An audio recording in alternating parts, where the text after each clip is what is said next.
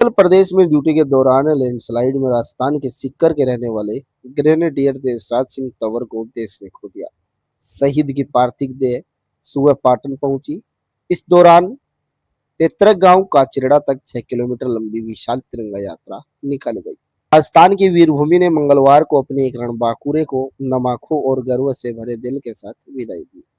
सीकर जिले के पाटन क्षेत्र में काचरेड़ा गांव के वीर सपूत ग्रेनेडियर देशराज सिंह तंवर को राजकीय सम्मान के साथ अंतिम विदाई दी गई। अरुणाचल प्रदेश में ड्यूटी के दौरान लैंडस्लाइड में शहीद हुए देशराज सिंह की पार्थिव देह जिसे 28 अप्रैल को छुट्टी लेकर घर आने वाली थी, उसी दिन तिरंगा में लिपटकर गांव पहुंची और यह दृश्य पूरे इलाके को भावुक कर दिया। शहीद देशराज को भावुक वादा सभी जुबान की चर्चा पर था। इस विधि का विधान या फिर कुछ और, जिस दिन आने का वादा किया उसी दिन लौटे, मगर तिरंगे में लिपटकर। यह वाक्य हर आंख को नम कर रख गया। दरअसल कुछ समय पहले देशराज ने घर में होने वाले कार्यक्रम को लेकर कहा था कि वे 28 अप्रैल को छुट्टी लेकर अपने गांव आ जाएंगे। अब वे इस तारीख को पहुंचे तो जरूर इस दिन उनका पार्थिव देह तिरंगा में लिपटा हुआ था। शहीद की वीरांगना पत्नी तमन्ना, परिजन और पूरा गांव फफड़ पड़ा, लेकिन हर चेहरे पर अपने लाल के बलिदान का गर्व भी साफ दिखाई दिया। शहीद की पार्थिव देह सुबह पाटन पहुंची, जहां से पाटन से पैतृक गांव काचरेड़ा तक 6 किलोमीटर लंबी विशाल तिरंगा यात्रा निकाली गई। देशभक्ति नारों, भारत की माता की जय के जय घोष और पुष्प वर्षा के बीच हजारों लोग इस अंतिम यात्रा में शामिल हुए। रास्ते भर एक ही स्वर गूंजता रहा, देशराज सिंह अमर रहे, जब तक सूरज चांद रहेगा देशराज तेरा नाम रहेगा। हर कदम पर लोगों ने अपने वीर सपूत को सलाम किया। गांव ढाणी से उमड़ी भीड़ ने इसे सिर्फ अंतिम यात्रा नहीं बल्कि शौर्य यात्रा बना दिया। मंगलवार को पैतृक गांव में सैन्य सम्मान के साथ अंतिम संस्कार किया गया। सेना के जवानों ने गार्ड ऑफ ऑनर देकर वीर सपूत को अंतिम सलामी दी। शहीद के पिता उदय सिंह को सेना की ओर से तिरंगा सौंपा गया। चचेरे भाई रवि सिंह ने मुखाग्नि दी। इस दौरान हर आंख नम थी, लेकिन सीना गर्व से चौड़ा था। प्राप्त जानकारी के अनुसार 25 अप्रैल को अरुणाचल प्रदेश में सीमा पर पेट्रोलिंग के दौरान अचानक हुए भूस्खलन में देशराज सिंह अपने साथियों सहित इसकी चपेट में आ गए।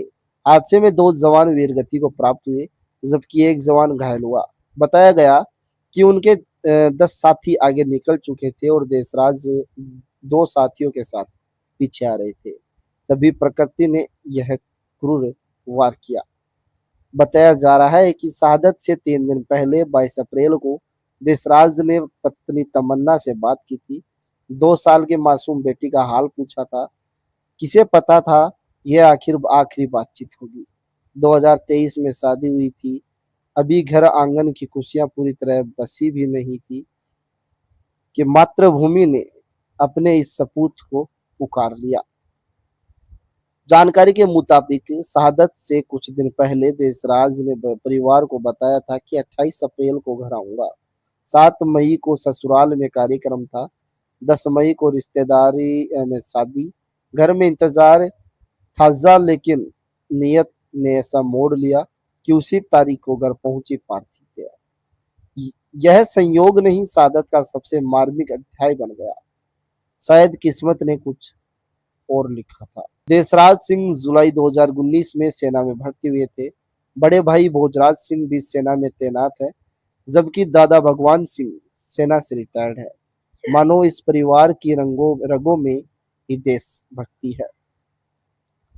अंतिम विदाई में सीकर सांसद अमराराम सहित जनप्रतिनिधि, प्रशासनिक अधिकारी और हजारों युवा मौजूद रहे। हर कोई एक स्वर में कहता नजर आया, राजस्थान की मिट्टी वीरों को जन्म देती है, देशराज उसी परंपरा का गौरव है। अरुणाचल की सरहद पर ड्यूटी निभाते निभाते देशराज सिंह तंवर ने सर्वोच्च बलिदान दिया। उसने पूरे राजस्थान को गर्व से भर दिया। ग्रामीण कहते नजर आए कि भले ही उनका लाल देशराज सिंह चले गए, लेकिन पीछे छोड़ गए शौर्य, समर्पण और देशभक्ति की अमर मिसाल। सलाम उस वीर को जिसने वतन के लिए जीवन अर्पित कर दिया।